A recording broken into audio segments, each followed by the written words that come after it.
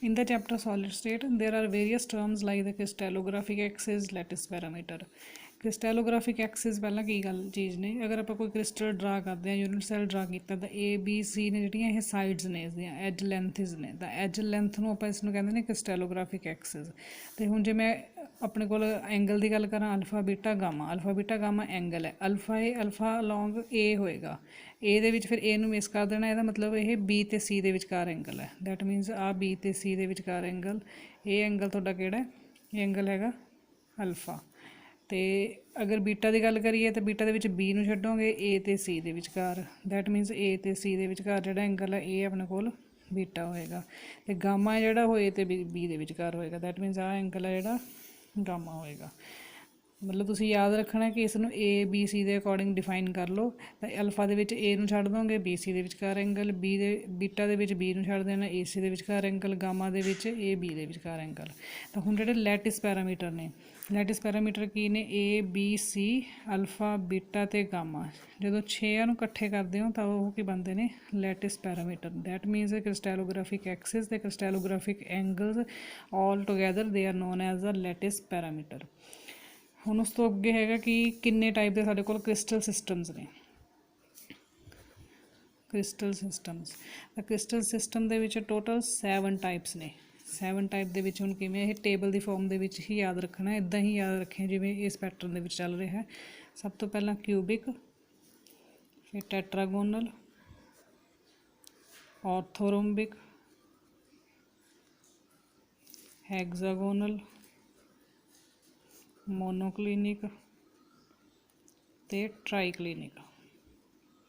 ਇਹ 7 ਨੇ, ਕਿਊਬਿਕ, ਟੈਟਰਾਗੋਨਲ, ਆਰਥੋਗੋਨਲ, ਹੈਗਜ਼ਾਗੋਨਲ, ਮੋਨੋਕਲੀਨਿਕ, ਟਰਾਈਕਲੀਨਿਕ।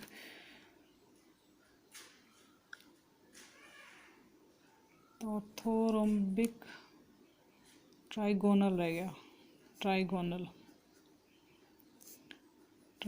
ਹੈਗਜ਼ਾਗੋਨਲ, ਮੋਨੋਕਲੀਨਿਕ ਅਤੇ ਟਰਾਈਕਲੀਨਿਕ। ਤਾਂ ਇਹਨਾਂ ਦੇ ਵਿੱਚ ਹੁਣ ਅਸੀਂ ਡਿਫਾਈਨ ਕਰਨੇ ਨੇ ਕਿਵੇਂ ਆ। ਕਿਊਬਿਕ ਦੇ ਵਿੱਚ ਜਿਹੜੇ alpha A is equals to B is equals to C ਹੋਏਗਾ, ਅਤੇ alpha is equals to beta is equals to gamma is equals to 90 ਹੋਏਗਾ। ਦੈਟ ਮੀਨਸ ਤਿੰਨ ਜਿਹੜੇ ਐਜ ਲੈਂਥ ਨੇ ਉਹ ਆਪਸ ਦੇ ਵਿੱਚ ਇਕੁਅਲ ਹੋਣਗੀਆਂ, ਤਿੰਨੋਂ ਹੀ ਐਂਗਲ ਨੇ ਜਿਹੜੇ ਆਪਸ ਇਕੁਅਲ ਹੋਣਗੇ। ਹੁਣ ਕੀ ਹੈ, ਕਿਊਬਿਕ, ਟੈਟਰਾਗੋਨਲ ਅਤੇ ਆਰਥੋਰੋਮਿਕ। ਪਹਿਲੇ 3 ਕੇਸਿਸ ਦੇ ਵਿੱਚ ਤੁਹਾਡੇ ਕੋਲ ਜਿਹੜੇ alpha is equals to beta is equals to gamma is equals to 90, alpha is equals to beta is equals to gamma is equals to 90। ਪਹਿਲੇ 3 ਕੇਸਿਸ ਦੇ ਵਿੱਚ ਐਂਗਲ ਨੇ ਜਿਹੜੇ ਉਹ ਇਕੁਅਲ ਨੇ। ਹੁਣ ਲੈਂਥ, ਇਸ ਦੀ ਐਜ ਲੈਂਥ ਦੀ ਗੱਲ ਕਰੀਏ, ਪਹਿਲੇ ਦੇ ਵਿੱਚ A is equals to B equals to C ਹੈ, ਅਗਲੇ ਦੇ ਵਿੱਚ A is equals to C but not equals to C. ਉਸ ਤੋਂ ਅਗਲੇ ਦੇ ਵਿੱਚ ਕੀ ਕਰੋਗੇ, ਤਿੰਨੋਂ ਹੀ ਨਾਟ ਇਕੁਅਲ ਨੇ। ਠੀਕ, ਇਹ ਤਿੰਨੋਂ ਯਾਦ ਰਹਿ ਜਾਣਗੇ। ਹੁਣ ਉਸ ਤੋਂ ਬਾਅਦ ਆ ਜਾਓ ਟਰਾਈਕਲੀਨਿਕ ਦੇ ਉੱਤੇ। ਟਰਾਈਕਲੀਨਿਕ ਦੇ ਵਿੱਚ ਨਾ ਤਾਂ ਏ ਬੀ ਸੀ ਇਕੁਅਲ ਨੇ ਅਤੇ ਨਾ ਹੀ ਤੁਹਾਡੇ ਕੋਲ ਅਲਫਾ ਬੀਟਾ ਗਾਮਾ ਇਕੁਅਲ ਨੇ। That means alpha not equals to beta not equals to gamma not equals to 90। ਇਹਦੇ ਵਿੱਚ ਦੋਨੋਂ ਹੀ ਚੀਜ਼ਾਂ ਨਾਟ ਇਕੁਅਲ ਆਉਂਦੀਆਂ ਨੇ। ਉਸ ਤੋਂ ਬਾਅਦ ਆ ਜਾਓ ਹੈਗਜ਼ਾਗੋਨਲ 'ਤੇ। ਹੈਗਜ਼ਾਗੋਨਲ ਦੇ ਵਿੱਚ ਕੀ ਹੁੰਦਾ ਕਿ 2 ਸਾਈਡਸ ਇਕੁਅਲ ਹੋਣਗੀਆਂ, ਆਪਣੇ ਕੋਲ ਏ ਅਤੇ ਬੀ ਦੋਨੋਂ ਇਕੁਅਲ ਨੇ, ਤੀਜੀ ਨਾਟ ਇਕੁਅਲ ਹੈ। ਐਂਗਲ ਵੀ ਇਹਦੇ ਵਿੱਚ 2 ਨੇ ਜਿਹੜੇ ਅਲਫਾ ਅਤੇ ਬੀਟਾ, 2 90 ਹੋਣਗੇ, ਤੀਜਾ ਜਿਹੜਾ ਸਾਡੇ ਕੋਲ ਉਹ 120 ਡਿਗਰੀ ਹੋਏਗਾ। ਹੁਣ ਸਾਡੇ ਕੋਲ ਰਹਿ ਗਿਆ ਟਰਾਈਗੋਨਲ ਅਤੇ ਮੋਨੋਕਲੀਨਿਕ। ਹੁਣ ਇਸ ਦੇ ਵਿੱਚ ਵੀ ਯਾਦ ਕਰਨ ਦਾ ਉਹੀ ਹੈ, ਦੇਖੋ ਹੁਣ A equals to B not equals to C. ਅੱਗੇ ਵਾਲੇ ਕੇਸ ਦੇ ਵਿੱਚ ਆਪਣੇ ਕੋਲ ਮੋਨੋਕਲੀਨਿਕ ਦੇ ਵਿੱਚ A is not equals to C, not equals to C. ਠੀਕ, ਅਤੇ alpha is equals to beta is equals to, alpha ਅਤੇ ਬੀਟਾ 90 ਨੇ ਬਟ ਗਾਮਾ 90 ਨਹੀਂ ਹੈਗਾ। ਤਾਂ ਹੁਣ ਰਹੇਗਾ ਸਾਡੇ ਕੋਲ ਟਰਾਈਗੋਨਲ ਵਾਲਾ ਕੇਸ, ਆਹ ਵਾਲਾ ਟਰਾਈਗੋਨਲ ਦੇ ਵਿੱਚ ਕੀ ਹੋਏਗਾ, A is equals to B is equals to C, alpha is equals to beta is equals to gamma that is not equals to 90। That means ਯਾਦ ਰੱਖਣਾ ਤੁਸੀਂ, ਪਹਿਲੇ 3 ਕੇਸਿਸ ਦੇ ਵਿੱਚ ਅਲਫਾ ਬੀਟਾ ਗਾਮਾ ਤਿੰਨੋਂ 90 ਦੇ ਇਕੁਅਲ ਨੇ, ਅਤੇ ਏ ਬੀ ਸੀ ਪਹਿਲਾਂ ਇਕੁਅਲ ਹੈ, ਫਿਰ ਇੱਕ ਨਾਟ ਇਕੁਅਲ ਹੋ ਗਿਆ, ਫਿਰ ਦੋਨੋਂ ਹੀ ਨਾਟ ਇਕੁਅਲ ਹੋ ਗਏ। ਉਸ ਤੋਂ ਬਾਅਦ ਅਗਲੇ 3 ਕੇਸਿਸ ਦੇ ਵਿੱਚ ਜਿਵੇਂ ਹੁਣ ਅੱਗੇ ਚੱਲੀਏ ਅਸੀਂ ਕਿ ਟਰਾਈਗੋਨਲ ਦੇ ਵਿੱਚ A is equals to B is equals to C ਹੈ, ਬਟ ਅੱਗੇ ਦੇ ਵਿੱਚ ਫਿਰ ਇੱਕ A is not equals to C,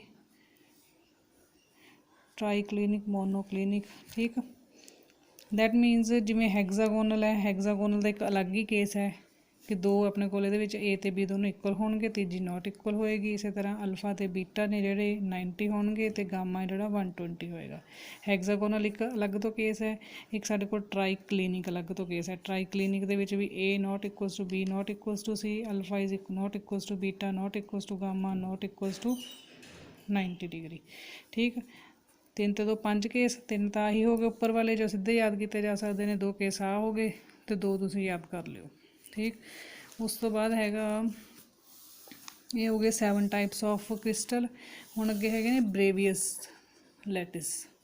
ਬ੍ਰੇਵੀਅਸ lattice ਦੇ ਵਿੱਚ ਮਤਲਬ ਕੀ ਹੈ ਕਿ ਜਿਹੜੇ ਇਹ 7 ਟਾਈਪਸ ਆਫ ਕ੍ਰਿਸਟਲਸ ਨੇ, ਇਹ 7 ਟਾਈਪ ਆਫ ਕ੍ਰਿਸਟਲ ਅੱਗੇ ਕਿਹੜੀ ਸਟਰਕਚਰ ਦੇ ਵਿੱਚ ਆਪਣੇ ਕੋਲ ਰਹਿੰਦੇ ਨੇ। ਮਤਲਬ ਕਿ ਆਪਾਂ ਕਹੀਏ ਵੀ ਇਹ ਸਿੰਪਲ ਦੇ ਵਿੱਚ ਹੈ, ਜਾਂ BCC ਬੇਸ ਸੈਂਟਰ ਦੇ ਵਿੱਚ ਹੈ, ਜਾਂ ਸਾਡੇ ਕੋਲ FCC ਦੇ ਵਿੱਚ ਹੈ, ਜਾਂ ਅਸੀਂ ਕਹਿ ਲਈਏ ਬੋਡੀ ਸੈਂਟਰ ਦੇ ਵਿੱਚ ਹੈ।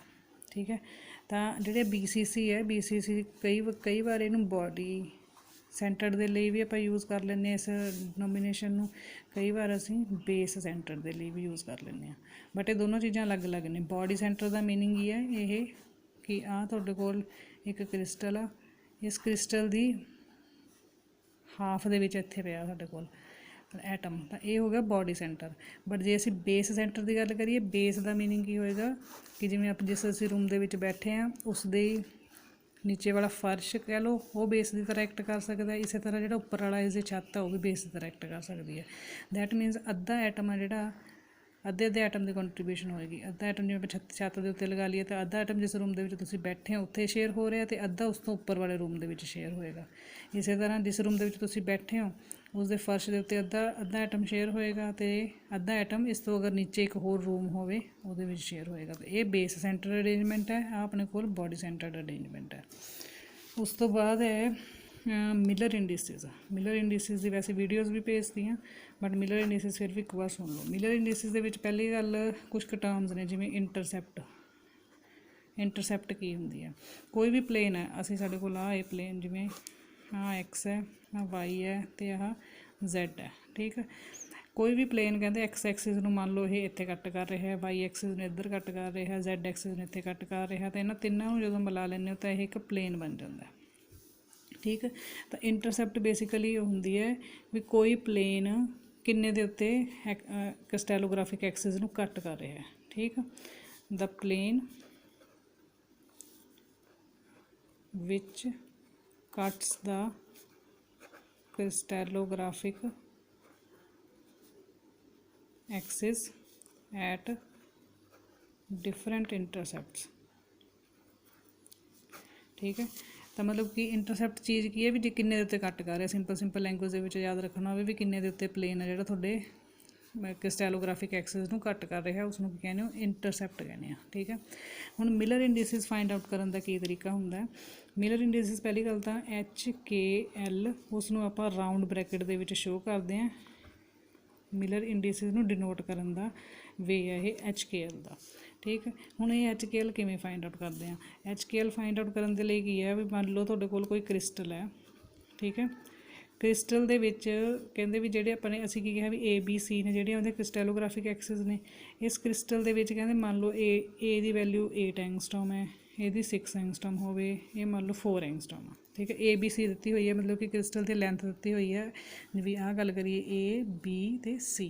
ਠੀਕ, ਇਹ ਹੈਗੀ ਸਾਡੀ ਕ੍ਰਿਸਟੈਲੋਗ੍ਰਾਫਿਕ, ਦੈਟ ਮੀਨਸ ਇਹ ਹੈਗੀਆਂ ਨੇ ਓਰੀਜਨਲ ਲੈਂਥ।